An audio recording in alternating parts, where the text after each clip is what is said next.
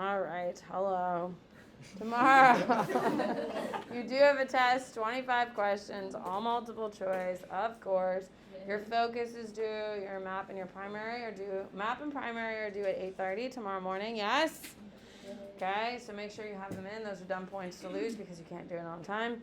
And then in class, of course, I will be collecting your focus. Make sure those are done. It was just a low-key focus, wasn't it? Yeah, it's pretty short.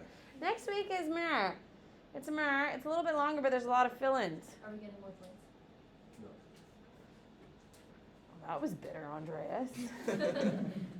So, that is due tomorrow. Tomorrow you will be getting, of course, week 16 assignments. And then that is your last new content. We talked yesterday about how we're all done with midterms. Yes, your midterm goes to Columbus, and we are well beyond Columbus at this point. And next Thursday, a week from tomorrow, you'll be getting your reviews. Yeah, which are a crazy amount of points. I will not be here next Friday because, damn it, I decided I'm taking a day off. And I'm going to brunch with Bay. And then we're taking Hank to Orlando to go see the ice thing. Oh, Gaylord Palms. Yeah, the Gaylord Palms, that's what it is. So, it's really cold. Yeah. It's ice. Oh yeah. I like those new big coats. It's like Okay. the pictures are kind of overpriced. But Oh, we're not going to do that. We're not participants. So, we're doing that next week.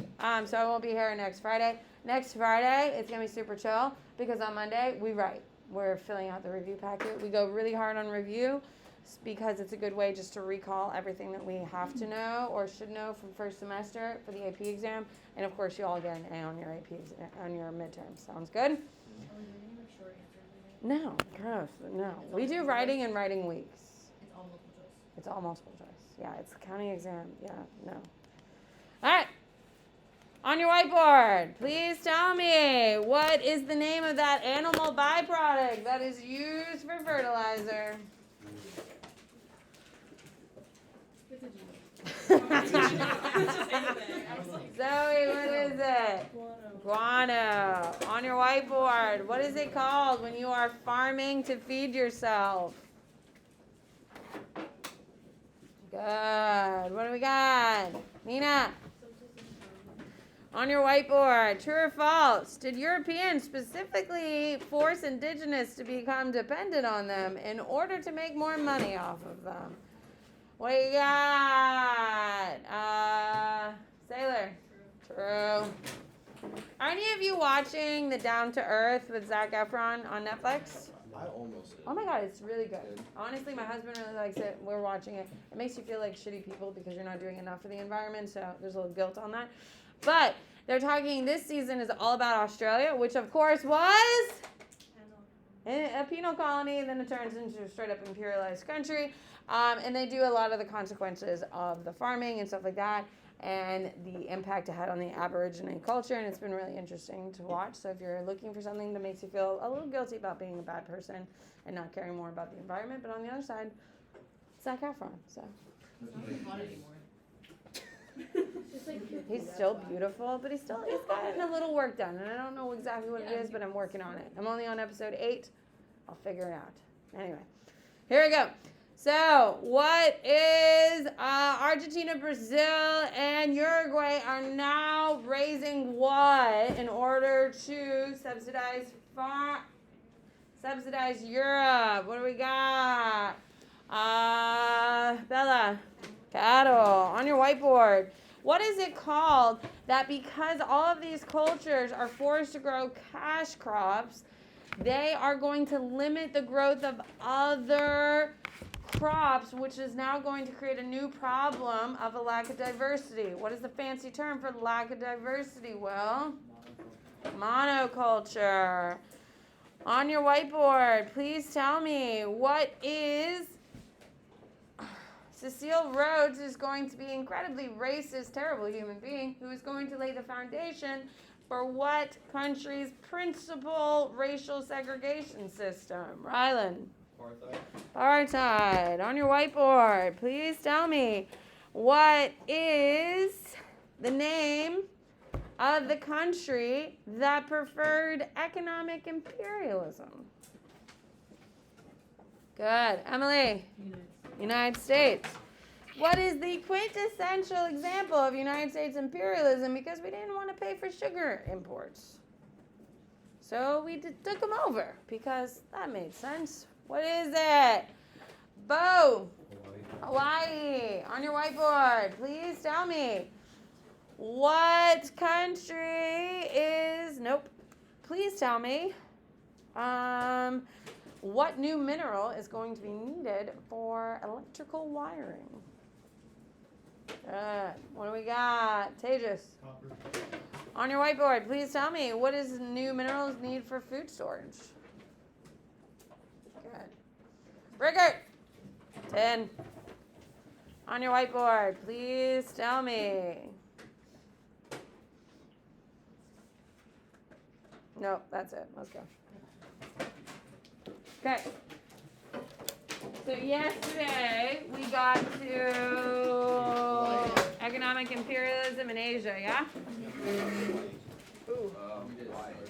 We got Hawaii. Okay. So your next heading is economic imperialism in Asia. Can you see? Am I on your way? Okay. So I gotta get close enough so they can hear me on anything. All right. So, economic imperialism in Asia is where we're going to pick up. Now, the British East India Trade Company is still a thing, and this is how they weaponize economic imperialism. Write it down. Okay? The British are still using the British East India Trade Company as their division for economic imperialism. There are some places, the British are the only ones who use imperialism, well, they just straight up take over everything, like Kenya and South Africa. They use economic imperialism in India for a little bit, and then they just say, screw it, let's take it over. And then they transition to straight up imperialism. Okay? And there are, of course, spheres of influence as well. So there's only one country that's all three, and who does all three? Britain. France prefers straight up imperialism. Okay, United States prefers economic imperialism because we're trying to be all hidey-tidy about how we're not imperializing, except we obviously are imperializing.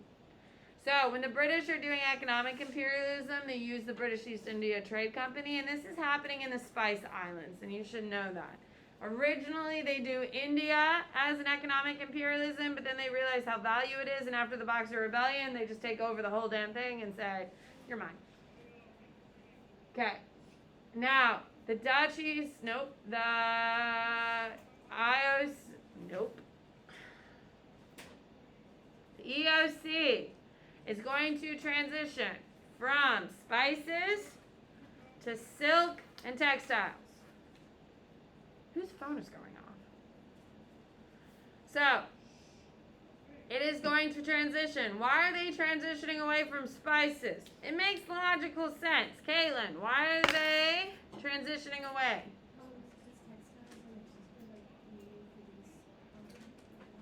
Kind of, yeah, at the moment they produce, but why? It's a very simple answer, Andres.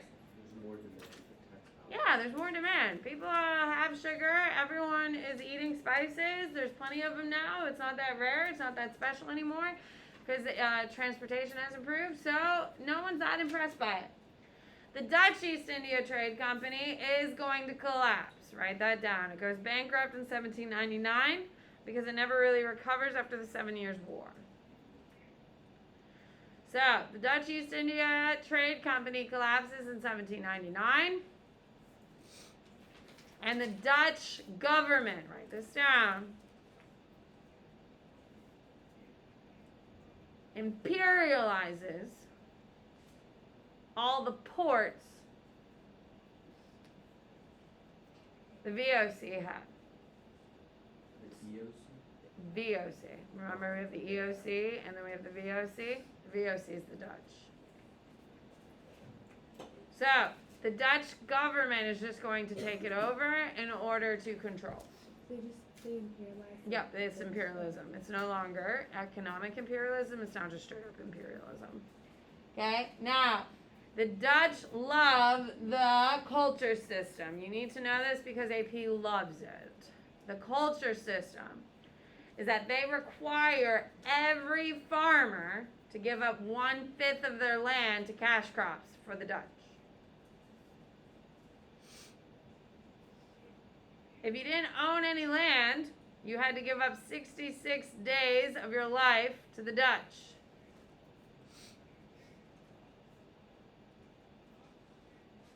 Okay? This is the culture system, also known as Covey labor. Corvée labor. Okay? So, this is how they got all of their slave labor in the Spice Islands. This is how they did it. It's very effective.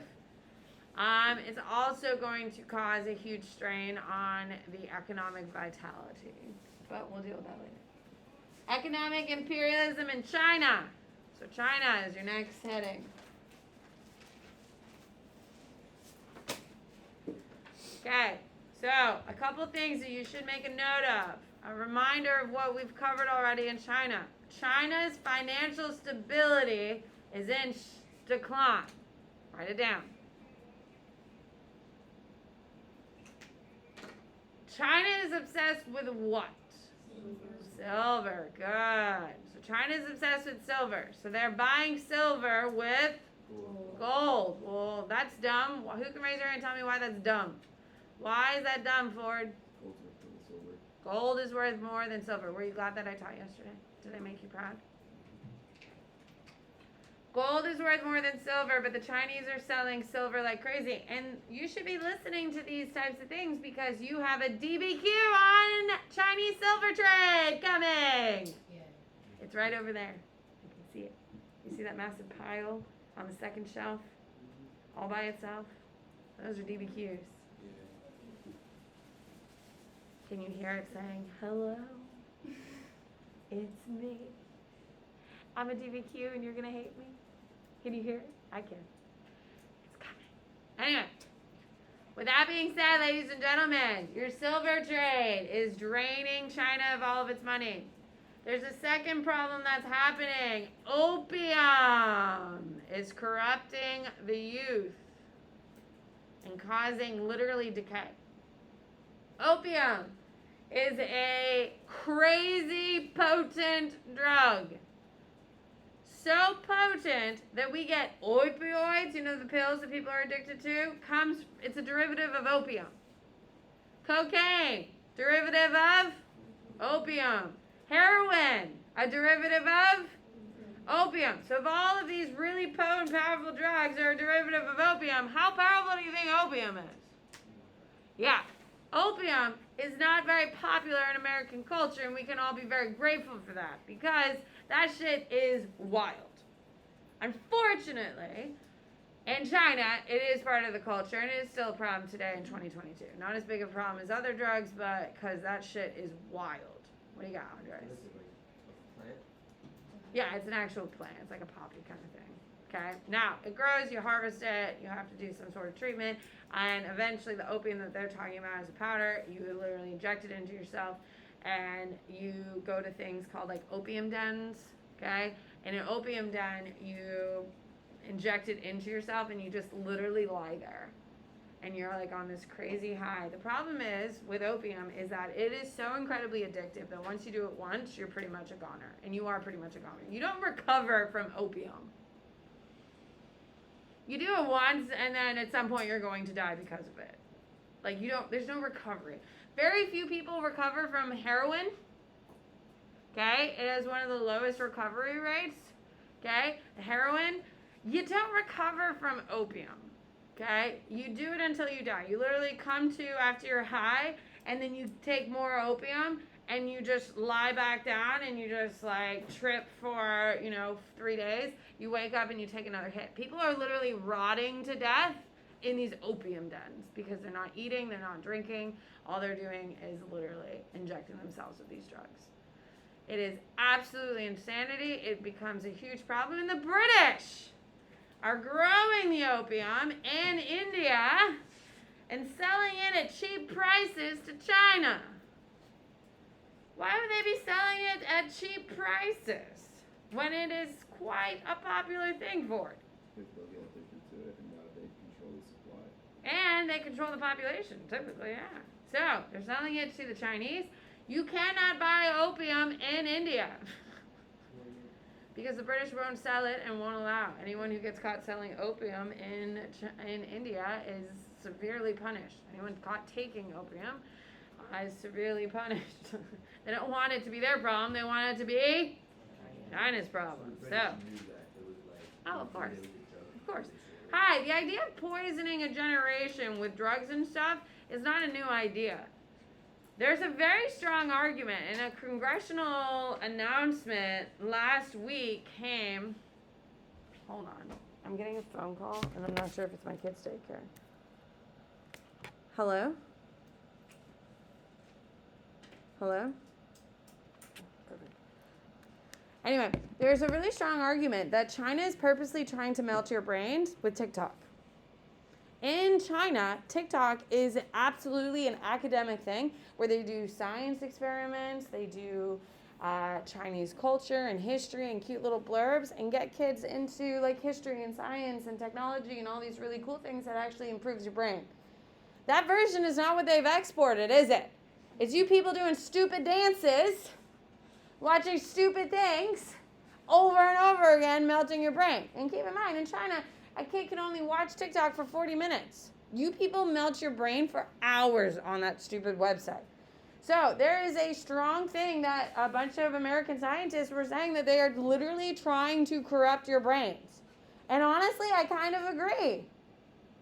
Because y'all don't really function so well without checking your phones all the damn time. And how many hours a day do you waste on that stupid thing? When you could be actually improving your brain, doing something healthy for yourselves, and maybe enjoying life away from your phone. Thoughts? Maybe? I don't know. Okay? So, the idea that China would be poisoning our youth could be coming from revenge. Yeah. How do we like it? Should maybe you delete the app? What? About fentanyl. Fentanyl, that's coming. That's a whole other thing. Like, I just can't. Because there's so many controversies around it, I really can't. Does that make sense? Okay, it's like a huge hot ticket item for conservatives and liberals, and I just can't. I'm not an AP Gov, I don't want to play the dance today. Here we go. So, opium war is going to occur because China tells England to stop selling opium because it's ruining China. So, the British are like, screw you, China, and they go to war. Okay, so the first opium war is going to happen because the Chinese want to shut the borders to opium, and the British say no. And the British show up with their like massive steamships. Keep in mind at this point, China doesn't have any steamships or any iron ships. They only have wood ships. So how's that going to go against the British Navy? Not well. So they defeat China incredibly quickly and incredibly embarrassingly. Sailor. Because they're not industrialized, they can't process steam. They can't process steam. Oh my God, what an idiot. They can't process iron. They can't make their own iron chips. They don't have the tools or the capabilities. So, you cannot mention opium war without Treaty of Nanking, by the way. You need to know it. The Treaty of Nanking is the one that gives Europeans power and authority to control parts of China economically. So the Treaty of Nanking actually creates the spheres of influence. Yep, the spheres of influence are actually created by the Treaty of Nanking. It gives European power for To open and control ports. For instance, this is when the British get Hong Kong. The British just gave up Hong Kong 20 years ago. Okay? Not that long ago. In the 90s, they gave it up.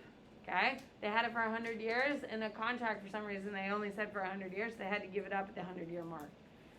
Okay? So, the Treaty of Nanking is what actually creates the spheres. The reason why the Chinese lose is because they're not industrialized, and obviously England absolutely is. I don't need you to know anything about the Second Opium War. Just know it happened because the Chinese were pissed off about the aspects of the Treaty of Nanking. The Chinese aren't happy with the treaty, the spheres of influence, but there's not much they can do about it. Okay, now, with the creation of the spheres of influence, all of Europe is going to have the opportunity to get in there. Yes, remember your map from this week? Hello? Okay, a lot of ports are broken down. Now, the United States, you do need to know this because they are going to create an open door policy, and you need to know this term because it's going to come up again. The open door policy of the United States says that every country should have the right to go in and trade with any country. It sounds nice, doesn't it? It's not how we meant it. We meant it that even though we didn't sign the Treaty of Nanking, we have every right to go into China and exploit it for our own benefit. And we use this to justify invading countries and setting up our own economic imperialism. So, to justify American imperialism, there are two documents. Who can give me the two documents? Ella? Huh? There you go. Monroe Doctrine. Whoa, that wasn't it. Monroe Doctrine is one, and the Open Door Policy, which is going to be issued by, it starts with an M. Nick. Shit. Huh? McKinley, thank you. Rob, thanks for being here. What do you got? Wait, what is the Monroe Doctrine? Open Door Policy? They're going to lay the foundation and justify United States economic imperialism. Speaking of economic imperialism, we're going to Africa. Just kidding. Sorry, I thought United States was next, and I was excited. Africa is our next. Put a big star, nice little reminder. True or false? Africa is super agriable. False. That's why it took so long for us to get kingdoms and empires in Africa, because the food source is unstable, because the land's not great for farming. However, it does have a lot of natural resources, as we know, but not a ton of food sources. So, what is going to happen is Europeans are going to colonize, write it down, and force Africans to grow cash crops. Why is this a problem? Why is this a problem? Wait. They can't feed themselves? Wow. Okay, you can't say that because it's not that extreme, but what, Rylan? They're dependent on the imperializing country For what? for food. For food, yes. Because they're giving up what little land they have to grow food, to grow cash crops. You can't eat cash crops. Okay? Someone's like, well, you can eat sugar, Bennett.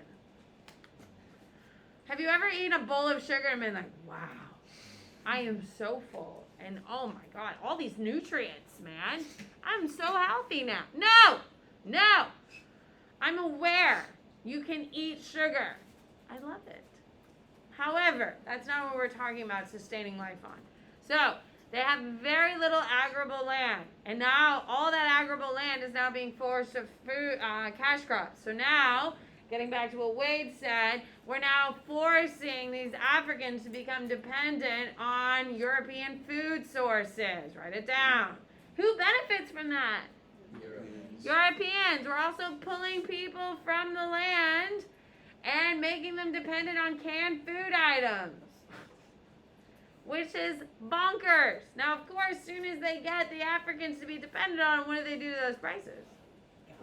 Yeah, of course. They jack up those prices because now they're completely and utterly dependent and they'll pay whatever prices you want. Okay. We obviously know about cotton, so we're not writing anything about cotton. Okay. I do need you to know white people are only moving to 3 countries in Africa. Now, are there white people in every country in Africa now? Yes, but they're going there for a business reason. Okay? They're not going there to live and bring their families. They're there for economic imperialism, or to run the government, or to exploit the natives. Okay? 3 countries are getting permanent white people. Does anyone know what countries? Where do you have large white people in these countries? Rylan? South Africa. South Africa is a huge one. Kenya is a big one. And Sudan? No. There's very few white people in Sudan. Even less today, actually. Ella.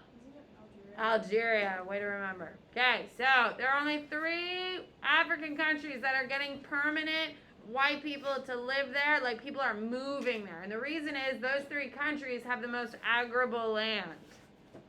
Okay? They have the most arable land. and they have cheap labor. So if you go and you buy a farm, guess what? You can force the local indigenous to grow. For instance, in South Africa, they're growing wine. Not wine. They don't grow wine. They grow grapes to make wine. They're doing vineyards. South Africa is one of the highest, most regarded wine vintages out there. Rickard. Wasn't there also like Rhodesia? So that is going to be at this point kind of part of lumped into South Africa at this point, but yes. Okay, so those are the three major places white people are going to live because white people can make the most profit, and that's where the most arable land. Now, you need to know England is not enslaving the people. Okay, but don't think England's great. You need to know England does not enslave people because they stopped slavery in the 1630s. So what are they doing?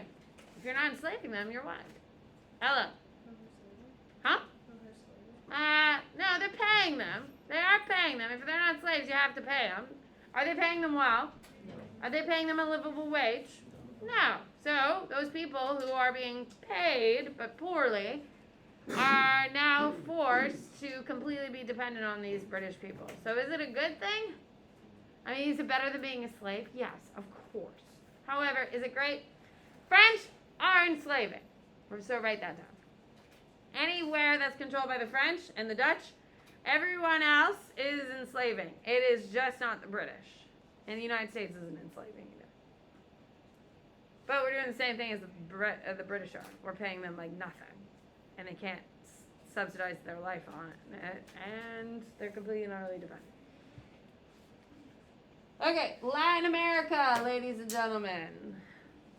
Okay, because of the Monroe Doctrine, the United States is really the only country in Latin America. You need to know that. You cannot talk about Latin American imperialism unless you mention the Monroe Doctrine. Okay, the United States is using economic imperialism because we're not an imperialist nation. We're just exploiting people with companies. Now, you need to know that the United States is doing all the things Europeans are doing. As soon as they get into a country, they're building railroads. Why are they building railroads in Mexico and Cuba, Evan? Yeah, to transport all the raw materials that we are literally stealing from their country by paying pennies on the dollar for those types of things. Absolutely. Now, you do need to know, and this is unique, Argentina is going to have a close connection to Great Britain. It is the only exception to this whole no Europeans in Latin America. Okay? Because Argentina is going to have a close relationship, it's going to be the wealthiest country in South America. Okay? So, the British don't imperialize it because they can't because of the Monroe Doctrine, and they're actually going to invest a ton of money in it. So it's I wouldn't say positive, but it's not a sad story like every other country is. Does it matter if we call it Latin America or South America? Doesn't matter. Doesn't matter. Doesn't matter for us. What do you got, Salem? Why were the British so close to Argentina? Because a lot of expats went to live there, and they used that as an opportunity, and it helped out enriching the whole country, not just them. Argentina and England still have a pretty close relationship. Argentina is the first country in Latin America that's going to adopt soccer. Speaking of the World Cup and all that stuff, Argentina is the second country in Latin America to hold the World Cup. It went to Uruguay, and then Argentina, and then went to Europe to host the World Cup.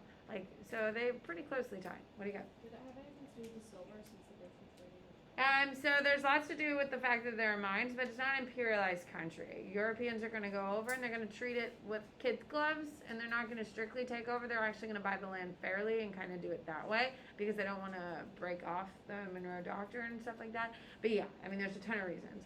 Argentina actually is the largest cattle provider in Latin America. Yeah, where do you think all those cows are going?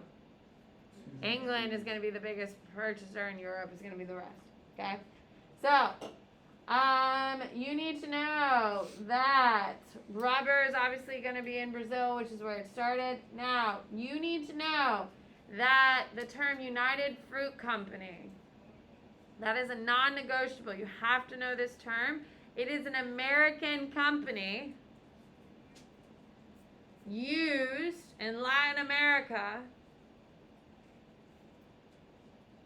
What is it to called? the United Fruit Company.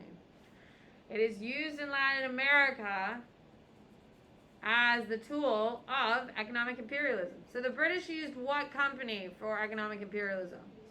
British East India Trade Company. The Dutch, for the little bit it's using it, is going to use the Dutch East India Trade Company. The United States is going to use United Fruit Company, and that's how they're going to exploit it. What they're going to do is they are going to buy land by threatening, lower the market value of crops. They buy land on pennies on the dollar. They devalue the crops in order to exploit the country and destabilize it. To the benefit of what country? United States. So we end up making them sign agreements on prices that cannot be changed. So if a banana costs $1 at the store, okay, the United States makes an agreement with that country. We'll buy your bananas, but we're only going to pay you 10 cents for it. Well, who's the largest purchaser of Latin American goods? And if you don't allow Americans to buy it for 10 cents on the dollar, then you're not going to sell it to anyone because I'm going to block every single person from getting these bananas. So what did Latin America have to do? Sell it for 10 cents. Do you really think your bananas cost you 89 cents a pound here in the United States? They all have to be grown in Latin America, people. They can't really grow here in the United States. Have you ever seen a yellow banana hanging from a tree in Florida? Yeah. A yellow one? Green ones, yeah. The ones that just like ours? Okay. Well, Cyrus has a tree. Let's go climb it, take the bananas, and then it's dead for 2 years. Those are the types of deals that we are making. We're also going to, the United Fruit Company is going to bankrupt nations. What? Remember, your most valuable crops coming out of Latin America are what? Fruit and vegetables. Well, if we are doing a basement price on these vegetables that are being forced to be exported to only our country and we refuse to pay, how is the economic stability of these countries? Terrible, because they have no GDP or gross domestic product. So it is going to destabilize economies and countries. So the United States is like, oh my God, we should help you by creating banana republics, where we put very friendly people into power in small countries so the United States can continue to get whatever we want.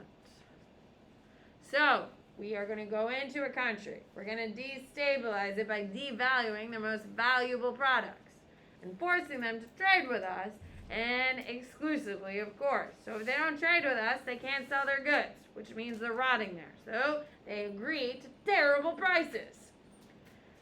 Once they do this, after a couple of years, their entire economy is destable. When your economy becomes destabilized, your government becomes destabilized, and all of a sudden, the people are now going to get new government leadership. And who do you think put them in power? Who do you think they're incredibly friendly and signing these incredibly kind agreements with the United States for? Who do you think is literally forcing them to do whatever they want, whatever we need them to do? So when you look at countries like Nicaragua and Venezuela and oh God, where's the canal? Where's the little canal? Panama.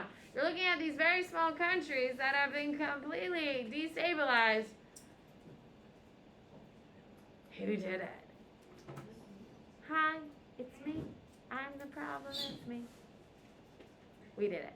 So when people are like, oh my God, Haiti, and oh my God, all these Venezuelans. Dude, it's our fault. We did it. If we just paid a fair price, their economy would be booming and thriving, and they wouldn't be coming into our country because they'd be having their own thriving economy. But when you go and you sabotage other people's countries for your own economic benefit, for your own people, and you destabilize everyone's lives and livelihoods, then yeah, dude, it's gonna cause problems. I'll get off my soapbox now. The end.